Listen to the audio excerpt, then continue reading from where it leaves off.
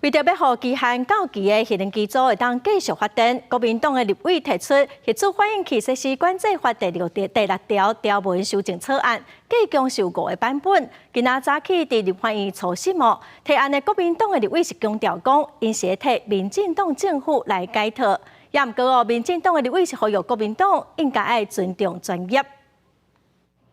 核电厂离运转即条到期了后，要继续运转，依法爱伫到期进前的5年到15年提出换照申请书。但国内3座核电厂拢已经超过规定时间，为此，国民党立委提出《核管法》第6条条文修正草案，总共5个版本，要甲时间限制来取消，强调这是咧帮忙执政党。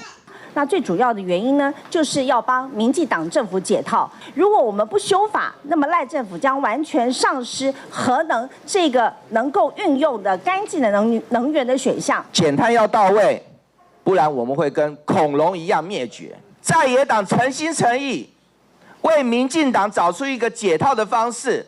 我希望大家听进去。不过，国民党立委嘛表示，真清楚就算修法通过啊，经济部台电也无提出申请，法条嘛只是倒嘞。如果台电不主动申请，不主动送出计划，这个法案到我们今天，即使通过了，还是躺在那边。这个限制的拿掉，要做各种的评估，一定的、啊。可以做的评估，我们当然要做，因为所有的安全就是要来做。但民进党立委呼吁停止修法，尊重专业。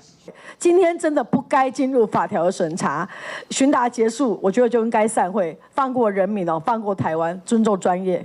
和在野党立委问到是毋是支持修法，核安会阁经济部官员拢重申敬表尊重。